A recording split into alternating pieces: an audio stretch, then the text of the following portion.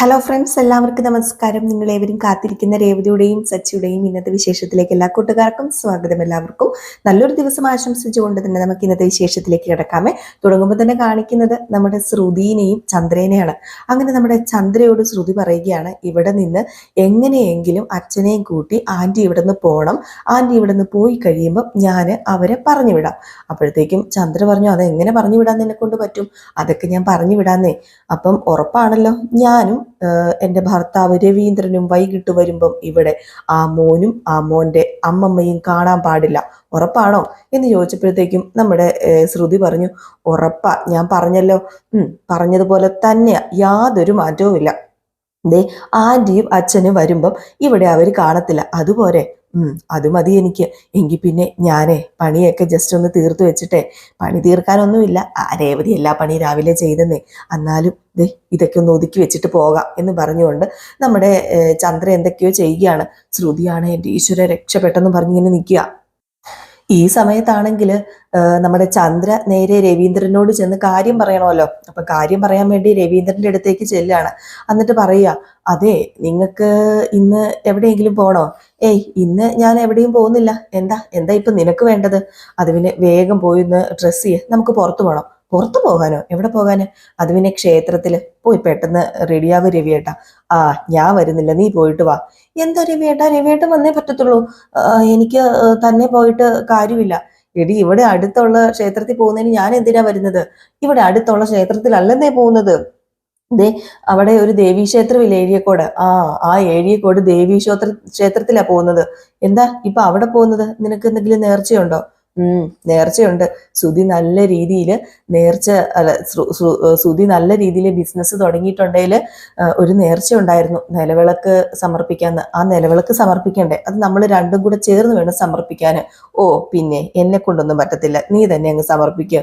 ഓഹോ, രവിയേട്ടനെയും കൂട്ടിയിട്ട് പോയി സമർപ്പിക്കാന്നാ ഞാൻ നേർന്നത്, അല്ലാതെ ഒറ്റയ്ക്കല്ല. അങ്ങനെ നേർച്ച നേരുന്നതിന് മുമ്പ് എന്നോട് ഒന്ന് ചോദിക്കത്തില്ലേ?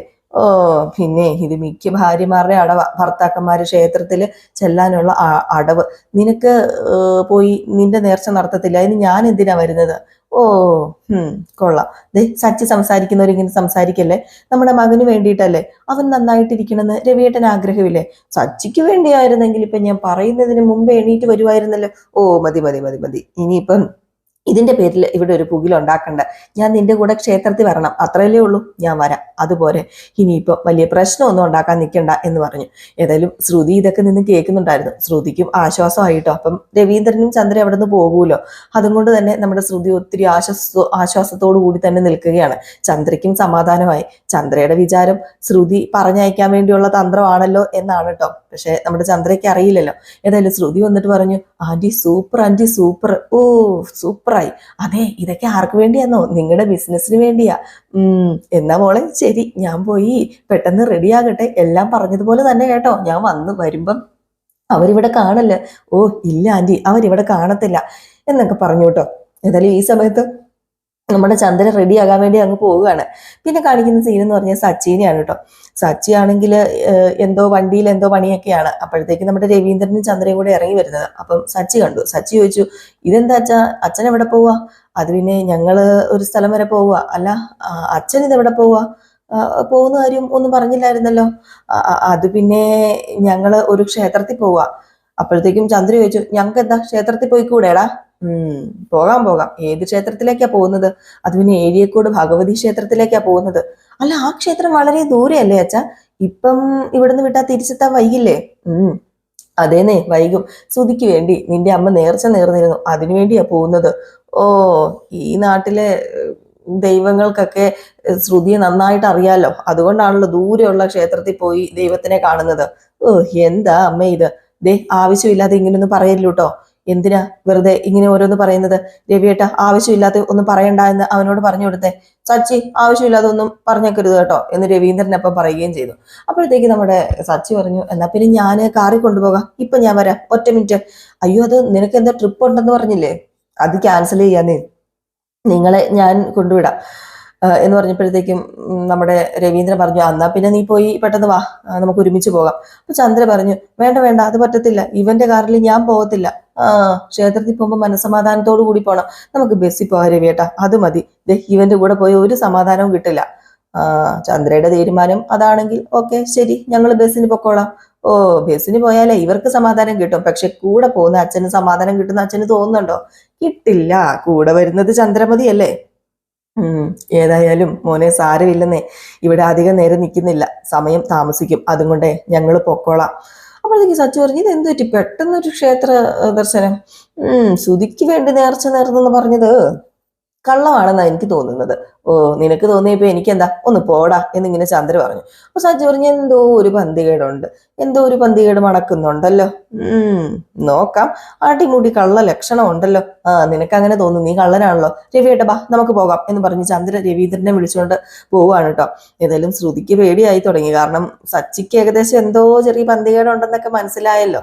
അപ്പോഴത്തേക്ക് ശ്രുതിക്ക് എന്റെ ഈശ്വര ഇനി വല്ലതും പിടിക്കുമോ എന്നൊക്കെ ഒരു പേടിയുണ്ട്. ഏതായാലും ചന്ദ്ര അങ്ങ് ഇറങ്ങിപ്പോയപ്പോഴത്തേക്ക് ശ്രുതി അവിടെ നിൽക്കുകയായിരുന്നു. ചന്ദ്ര ഒരു ടാറ്റയൊക്കെ കൊടുത്ത് സന്തോഷത്തോടു കൂടി ഇറങ്ങി പോവാൻ ശ്രുതി ചിരിച്ചൊക്കെ കാണിച്ചു കേട്ടോ. എന്നിട്ട് പിന്നെ കാണിക്കുന്ന സീൻ എന്ന് പറഞ്ഞാല് നമ്മുടെ ശ്രുതിയുടെ മോനെയും ശ്രുതിയുടെ അമ്മേനെയാണ്. അപ്പൊ ശ്രുതിയുടെ മോൻ ചോദിക്കുന്നുണ്ട്, അമ്മമ്മേ നമ്മൾ എപ്പോഴാ വീട്ടിൽ പോകുന്നത്? കണ്ണഴിച്ചിട്ട് വീട്ടിൽ പോകാം. എന്നാ പിന്നെ ഞാൻ കണ്ണഴിക്കട്ടെ? അയ്യോ വേണ്ട വേണ്ട, മോനല്ല ഇതഴിക്കേണ്ടതേ ഡോക്ടറാണ്, ഡോക്ടറെ പോയി കണ്ടിട്ട് നമുക്ക് പോകാം എന്നൊക്കെ പറയാം. ഈ സമയത്ത് നമ്മുടെ ശ്രുതിയാണെങ്കിൽ എല്ലാവരെയും പറഞ്ഞു വിട്ടു, പക്ഷേ ഈ സച്ചി പോകുന്നില്ലല്ലോ, ഇനി ഇവൻ ഇന്ന് പോവാതിരിക്കും, ഒരു എത്തും പിടിയും കിട്ടുന്നില്ലല്ലോ എന്നൊക്കെ. ഏതായാലും ഈ സമയത്ത് ഒരു ഫോണൊക്കെ വിളിച്ചുകൊണ്ട് നമ്മുടെ സച്ചി കയറി വരുവാണ് കേട്ടോ. ഫോണിൽ കൂടെ ശരി സാർ, ഓക്കെ സാർ പറഞ്ഞാൽ മതി, പറയുമ്പോൾ ഞാൻ വരാട്ടോ സാറേ എന്നൊക്കെ പറഞ്ഞിട്ടാണ് വിളിക്കുന്നത്. അപ്പോൾ ഓട്ടം ക്യാൻസൽ എങ്ങാണ്ടായി. അപ്പൊ അതാണ് നമ്മുടെ സച്ചി ഫോൺ വിളിച്ച് ഇങ്ങനെ സംസാരിക്കുന്നത് കേട്ടോ. എന്നിട്ട് പിന്നെ ഞാൻ 10 മിനിറ്റിനകം എത്താമെന്നും ഇങ്ങനെ സച്ചി പറയുന്നുണ്ട്. അപ്പോഴത്തേക്കും നമ്മുടെ ശ്രുതിക്ക് മനസ്സിലായി പോകുന്നുണ്ടെന്ന്. അപ്പം ശ്രുതിയാണെങ്കിൽ സമാധാനം പോകുന്നുണ്ടെന്ന് ഇങ്ങനെ ചങ്കത്തിങ്ങനെ കൈവച്ച് പറയണം. അപ്പം ആദിയുടെ അടുത്തേക്ക് വന്നിട്ട് മോനെ ആദിക്കുട്ട എങ്ങനെയുണ്ട്? ഞാൻ പോയിട്ട് വരട്ടെ അങ്കിൾ, ഞാനും കൂടെ അങ്കിളിന്റെ കൂടെ വരട്ടെ? പുറത്തൊന്നും പോകാൻ പാടില്ല, റെസ്റ്റ് എടുക്കണം എന്നല്ലേ ഡോക്ടർ പറഞ്ഞിരിക്കുന്നത്. അപ്പൊ റെസ്റ്റ് എടുക്കണം, നാളെ ബാൻഡേജ് അഴിച്ചതിന് ശേഷം നമുക്ക് പുറത്ത് പോയി കറങ്ങാം, അതുപോലെ. അത് പിന്നെ എന്നെ ബീച്ചിൽ കൊണ്ടുപോവോ? ഇനി എവിടെ വേണമെങ്കിലും കൊണ്ടുപോകാം, ഈ കെട്ടൊന്ന് അഴിച്ചോട്ടെ, പോകാന്നേ നമുക്ക്. അപ്പോഴത്തേക്കാണെങ്കിൽ നമ്മുടെ ശ്രുതിയാണെങ്കിൽ ഒന്ന് പോയി തൊലയടാ എങ്ങോട്ടേലും എന്നിങ്ങനെ മനസ്സിൽ വിചാരിക്കുകയാണ് കേട്ടോ. ഈ സമയത്ത് നമ്മുടെ സച്ചി പറഞ്ഞു, അതെ രേവതി ഇവിടെ ഇല്ല, പുറത്തു പോയേക്കാണ് കേട്ടോ, ഇവിടെ ആരും ഇല്ലാത്തത് കൊണ്ട് ഒന്നും കഴിക്കാതിരിക്കരുത്, എല്ലാം ഉണ്ടാക്കി വെച്ചിട്ടുണ്ട്, വിശക്കുമ്പം വേണ്ടതെടുത്ത് കഴിക്കണം, മടിയൊന്നും കാണിക്കരുത്, ഇത് സ്വന്തം വീടായിട്ട് കണക്കാക്കണം കേട്ടോ. എങ്കിൽ പിന്നെ ഞാൻ പോട്ടെ, ബായ് എന്ന് പറഞ്ഞ് സച്ചി പോകാൻ തുടങ്ങാണ് കേട്ടോ. പോകാൻ തുടങ്ങുമ്പോഴത്തേക്കും പെട്ടെന്ന് സച്ചിക്ക് വീണ്ടും കോള് വരികയാണ്. കോള് വന്നതും സച്ചി എടുത്തിട്ട് ഹലോ സാർ, എന്താ സാർ എന്ന് ചോദിച്ചപ്പോഴത്തേക്കും അവിടെ നിന്ന് എന്തോ പറയുകയാണ് കേട്ടോ. അപ്പോഴത്തേക്കും സച്ചി ഇവിടുന്ന് എന്ത് പറ്റി സാർ, എന്താ? ഓ അതെയോ, ഓക്കെ അത് കുഴപ്പമില്ല സാറേ, സാരമില്ല അത് സാരമില്ല ഓക്കെ എന്ന് പറഞ്ഞപ്പം നമ്മുടെ സച്ചിയുടെ ഓട്ടോയും ക്യാൻസലായി. അതാണ് സത്യം പറഞ്ഞ സംഭവം കേട്ടോ.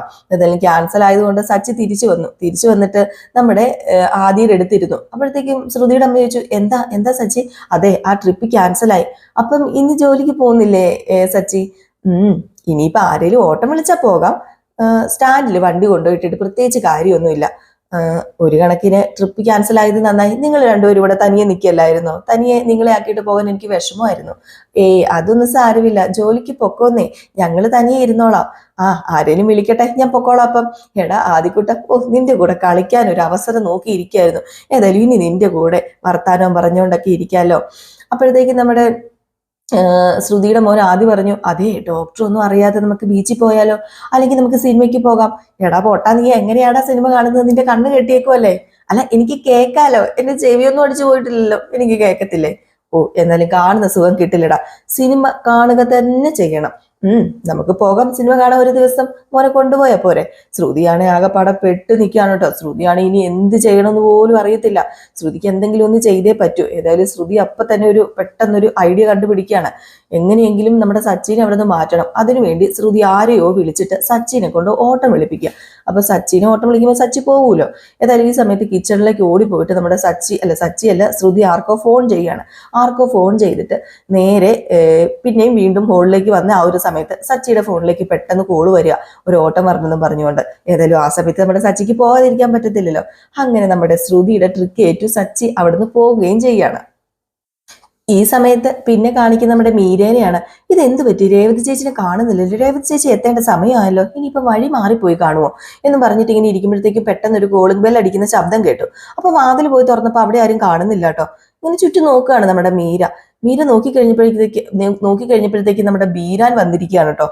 ബീരാനെ കണ്ടത് നമ്മുടെ മീര ഒരു ഒറ്റ ഞെട്ടായിരുന്നു. ഹേ, ഇതെന്താ ബീരാനിക്ക ഇവിടെ?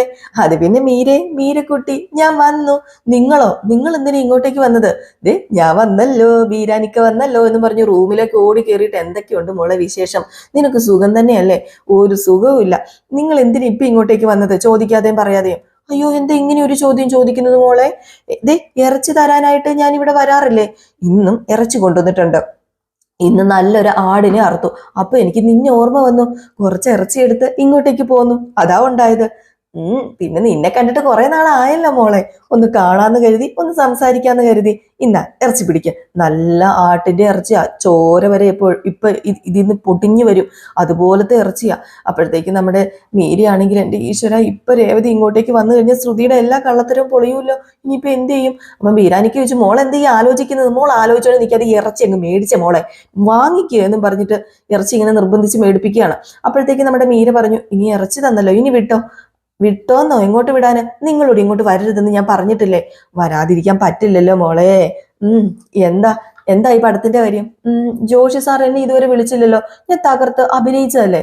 അത് പിന്നെ പടത്തിന്റെ ഷൂട്ടിങ് നീണ്ടു പോവുക, അതാ വിളിക്കാത്തത്. ഷൂട്ടിംഗ് തുടങ്ങുമ്പോ വിളിച്ചോളും, അതാണ് വിളിക്കാത്തത്. നിങ്ങളിപ്പൊ ചെല്ല്. ആകമത്തൊരു പന്തികേടുണ്ടല്ലോ. എന്നെ നീയും നിന്റെ കൂട്ടുകാരിയും പറഞ്ഞു പറ്റിക്കാണല്ലേ?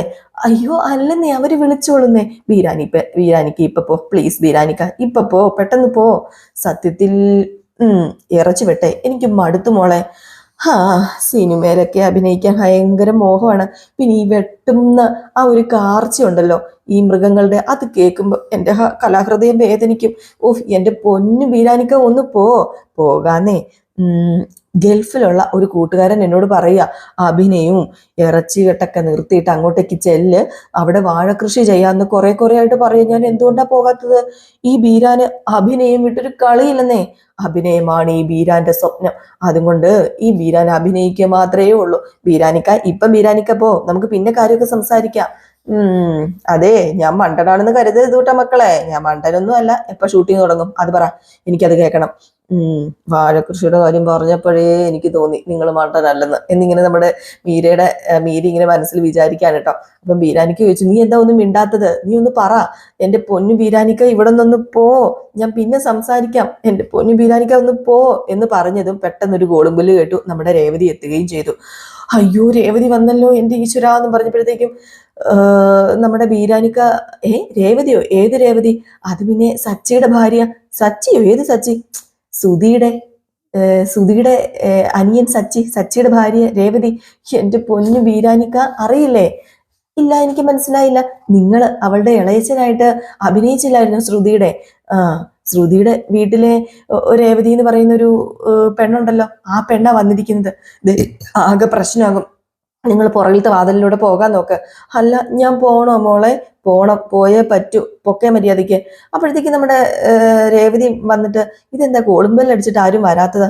ഒന്നും മനസ്സിലാവുന്നില്ലല്ലോ എന്ന് പറഞ്ഞിങ്ങനെ ഇരിക്കുകയാണ്. ഈ സമയത്താണ് ബീരാനിക്കാനെ അവിടെ നിന്ന് തള്ളി പുറത്ത് ചാടിക്കാൻ നോക്കുകയാണ് നമ്മുടെ മീര. ഒരു വിധത്തിൽ അടുക്കളയുടെ അവിടെ ഇങ്ങനെ കൊണ്ടാക്കിയിട്ട് പറഞ്ഞു വിടാൻ നോക്കുകയാണ്. അകത്തേക്ക് കയറി വന്നു കഴിഞ്ഞാൽ തീർന്നു. ബീരാനിക്ക അകത്ത് നിൽക്കുന്ന കണ്ടിട്ടുണ്ടെങ്കിൽ പ്രശ്നം തീരുമല്ലോ. ഈ സമയത്താണെങ്കിൽ വാതിൽ തുറന്നു കിടക്കുമായിരുന്നു കേട്ടോ. രേവതി അനുവാദം ഇല്ലാതെ അകത്ത് കയറൂലല്ലോ. അപ്പോഴത്തേക്ക് പെട്ടെന്ന് നമ്മുടെ മീര വന്നിട്ട്, രേവതി ചേച്ചി വന്നോ? കേറി വാ. അയ്യോ, ഞാൻ കേറാൻ നിൽക്കുന്നൊന്നുമില്ല, എനിക്ക് പെട്ടെന്ന് പോണം. അത് പിന്നെ രേവതി, എനിക്ക് ചെറിയൊരു മിസ്റ്റേക്ക് പറ്റി രേവതി. ഞാൻ 5 മാല വേണമെന്നല്ലേ വിളിച്ചു പറഞ്ഞത്, 7 എണ്ണം വേണമായിരുന്നു. അയ്യോ, ഇനിയിപ്പം എന്ത് ചെയ്യാനാ? ഒരു എത്തും പിടിയും കിട്ടുന്നില്ലല്ലോ. ഞാൻ 5 എണ്ണം മാത്രമേ കൊണ്ടുവന്നുള്ളൂ. ഇവിടെ ഇരുന്നൊരു 2 എണ്ണം കൂടെ കെട്ടിത്തരാൻ പറ്റുമോ രേവതി? അതിന് പൂക്കൾ വേണ്ടേ? 2 കിലോ പൂ കൊണ്ടുവന്നിട്ടുണ്ടല്ലോ, അതുപോരെ? അത് നിങ്ങളുടെ വേറെ ആവശ്യത്തിന് വേണ്ടി കൊണ്ടുവന്നതല്ലേ, അതൊന്നും സാരമില്ല, അതിന് വേറെ എന്തെങ്കിലും ചെയ്യാം. പൂക്കൾ കൊണ്ട് മാല കെട്ടുക അത്യാവശ്യം രേവതി, അതുകൊണ്ടാ. ഇപ്പൊ 5 ഉള്ളൂ, 7 വേണം, 2 കൂടെ കെട്ടി തന്നേ പറ്റൂ. അയ്യോ എനിക്ക് സമയമില്ല മീരെ, ഇപ്പൊ എന്ത് ചെയ്യാനാ? അയ്യോ അങ്ങനെ പറയരുത് രേവതിക്ക്, 2 മാല കെട്ടാൻ ഇതിന് മാത്രം സമയം വേണോ? പെട്ടെന്ന് കെട്ടത്തില്ലേ, പെട്ടെന്ന് കെട്ടിയിട്ട് പൊക്കോ. എങ്കിൽ പിന്നെ ശരി. ഇന്നത്തെ ദിവസം ആ കുഞ്ഞിനൊപ്പം വീട്ടിൽ ഇരിക്കാന്ന് കരുതിയതാ. നീ ആയിട്ട് അത് കളഞ്ഞു. അതെ, വണ്ടിയുടെ ബോക്സിന് നാരുണ്ട്, ഞാൻ അതെടുത്തിട്ട് വരാം. നാരോ? എന്ത് നാര്? മാല കെട്ടാൻ നാര് വേണ്ടേ? ഓ അത് ശരിയാണല്ലോ രേവതി ചേച്ചി. എന്നാ പിന്നെ രേവതി ചേച്ചി പോയി എടുത്തിട്ട് വരാൻ പറയുകയാണ്. അങ്ങനെ രേവതി നാരൊക്കെ എടുക്കാൻ വേണ്ടി പോവുക. ശ്രുതിയുടെ ഒരു തന്ത്രം നോക്കണേ, എങ്ങനെയെങ്കിലും ഒക്കെ പിടിച്ചു നിർത്തണമല്ലോ രേവതിനെ. അതിനുവേണ്ടിയുള്ള തന്ത്രമാണ്. മീര ഇല്ലായിരുന്നു എന്ത് ചെയ്തേനെ നമ്മുടെ ശ്രുതി. ഈ ഒരു സമയത്താണ് ഒരു ശൂളവടി കേൾക്കുന്നത് കേട്ടോ നമ്മുടെ മീര. അപ്പം മീര നോക്കിയപ്പോഴത്തേക്ക് ബീരാൻ പോയില്ല. ബീരാൻ ഹായ് എന്നിങ്ങനെ പറയാണ്. അപ്പോഴത്തേക്കും മീര പോകാൻ, ഒന്ന് പൊക്കെ, അല്ല ഒന്നിങ്ങ് വന്നേ, എനിക്കൊരു കാര്യം പറയണം. അയ്യോ ഒന്ന് പോ ബീരാനിക്ക, പ്ലീസ് ഒന്ന് പോ, പ്ലീസ് പ്ലീസ് പ്ലീസ്. അപ്പോഴത്തേക്കും പെട്ടെന്ന് നമ്മുടെ ബീരാൻ അങ്ങ് മാറി. അപ്പൊ രേവതി ചോദിച്ചു, ഇതെന്താ ഒരു ചൂളും വെള്ളി ഇപ്പൊ ഇങ്ങനെ വന്നത്? ഇവിടെ വേറെ ആരെങ്കിലും ഉണ്ടോ? ഏയ് ഇവിടെ വേറെ ആരുമില്ല. അല്ലല്ല, ഇവിടെ വേറെ ആരോ ഉണ്ട്. ഒരു ചൂളംവിളി കേട്ടതാണല്ലോ, എനിക്കൊരു ചൂളംവിളി പോലെ തന്നെ തോന്നി. അപ്പോഴത്തേക്കും ബീരാൻ പെട്ടു എന്നൊരവസ്ഥയായി പോയിട്ടോ. മീരെ അന്തം വിട്ട് ഇങ്ങനെ നിൽക്കുകയാണ് കേട്ടോ. ഏതായാലും ബീരാൻ അവിടെ മറവിൽ തന്നെ നിൽക്കുക, ബീരാൻ ഇട്ട് പോകുന്നുമില്ല. ഏതായാലും ഈ ഒരു സീൻ കാണിച്ചിട്ടാണ് ഇന്നത്തെ വിശേഷം അവസാനിക്കുന്നത്. അപ്പൊ എല്ലാവരും കാത്തിരിക്കുക അടുത്ത വിശേഷത്തിനായിട്ട്. അടുത്ത വിശേഷം നമ്മുടെ നയനയുടെയും ആദർശിന്റെയും കഥയാണ്. അത് ഉടനെ പോസ്റ്റ് ചെയ്യുന്നതായിരിക്കും. അത് കഴിയുമ്പോൾ നമ്മുടെ അലീനയുടെ കഥയായിട്ട് ഞാൻ വരാട്ടോ. അപ്പൊ എല്ലാവർക്കും വീണ്ടും നല്ലൊരു ദിവസം ആശംസിച്ചുകൊണ്ട് നിർത്തുന്നു. Tata bye bye. ഒരു ലൈക്ക് അടിച്ചിട്ട് പോകാൻ മറക്കരുത്.